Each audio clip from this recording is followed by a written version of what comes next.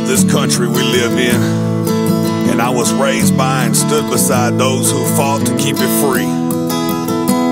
Now it's on us to pass on that freedom. I just want to take this time to show my appreciation the best way that I can. It goes like this. Hey, this is Mr. Struck 88. I'm going to do a review on the Blackbird SK-5. First of all, with this knife, I want to say this is 100% American made. All the way from the designer, all the way to the makers, and all the way to the steel. First of all, the maker is Paul Scheider. He's the owner of Hedgehog's Leatherworks. And no, he's not some big CEO behind a desk of McDonald's and trying to come up with a consumer ideal. There was a lot of thought behind this knife.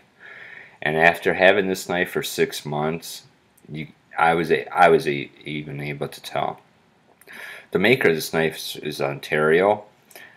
They've been around for decades. And if anyone's not familiar with Ontario, you can always Yahoo it or Google it.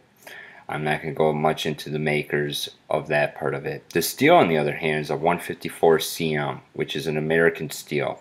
It's corrosion resistant, which I know for a fact that it is because this knife's been through winter, sleet, rain, sunshine, and she has not rusted at all. I've never had to even oil this thing. The blade's about 5 inches long. It has a flat grind to it. Real easy to sharpen. I sharpened this thing twice since I've had it. I sharpened it the first day when I got it because I wanted just a more of a sharper edge, which only took about like 60 seconds or so. And then I sharpened it just recently, about a week and a half ago, just kind of fine-tune the edge because I use this thing every weekend for the past 6 months. The thickness, I think it's like 3.3 or 3.5 millimeters, which is a nice thickness. If you notice, it's a total is flat, which is easier to baton with. And if you look at the point, she's perfectly centered to the butt of the knife, which is great for doing small work, and it also makes the blade a lot stronger. I mean, we built shelters, 1, 2, 3 shelters already with this knife. The handle, I should say, which I'm very impressed with, is with these bolts because they're locked together. Not like when you get like a BK7 or a BK2, you usually have to use Loctite to lock it in. Never had no problems with these coming loose. Never even had to use, I haven't even actually looked at to see what kind of head that I have to use. Works perfect. The handle for your finger protector is great too because my fingers fit in here perfectly. There's no, if there's any slip, I should say, I'm going to kind of miss the blade. Not like, for example, like the BK7. As you can see, I'm kind of remodifying this, which I'm going to compare the blades in a second here because I stripped off that black coating, which you notice this does not have. Your finger does not fit right in there. The handle, as you can see, it's been used quite often. She looks like she's worn, but she's still grippy. I don't even have to get no grip tape for it. This here is a handle for the BK7, which is, I don't think it's the same material, but this is brand new. This isn't, this still has a grip on it. If you look at the lanyard, you don't have like the center drill. It's more of a rectangular, which I found out it comes in handy. I mean, I don't really use lanyards much unless if I'm planning to do a lot of whacking. But then again, you have an X for that. You don't exactly really want to use a knife, which I know there's a lot of videos with the BK7s and on about chopping down trees. My opinion on that, it's pretty stupid.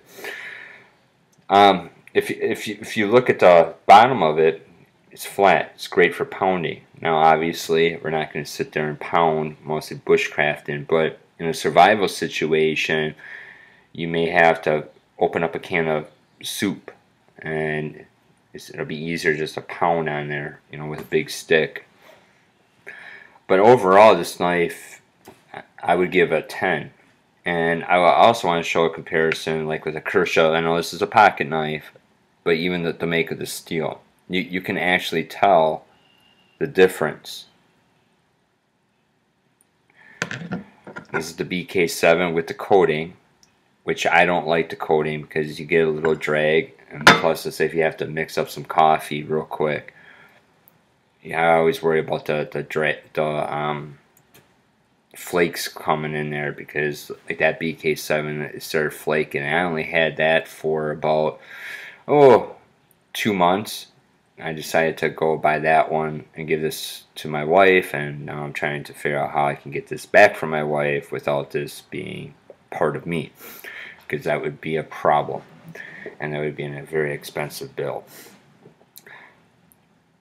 The weight of this knife, I want to say it's about 8.4 ounces, which is a great weight. Mostly on your hip, you don't feel it tugging on your belt, and when you're using it for fine woodworking to building bigger projects, it's perfect. There's nothing I can say any different with.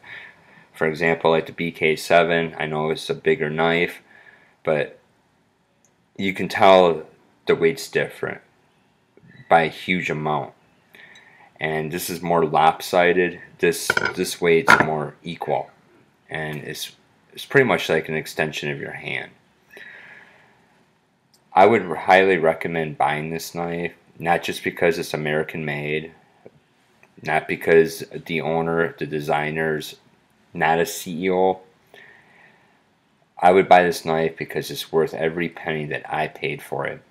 And I think I paid $119 plus shipping for it, and with steel prices going up, and I looked online yesterday, and I think it was at $117, which is better than what I paid for. I would probably end up picking up another one. I know I will. But I actually want to get a leather sheath for this if I can claim this one back from the wife. So thanks for watching the video. Please subscribe. Be kind of gentle on me because this is my first review. But I felt that this knife is definitely worth a review on. Any questions, please leave it in the comments, and I'll try to answer back to you as soon as possible. And thanks for watching.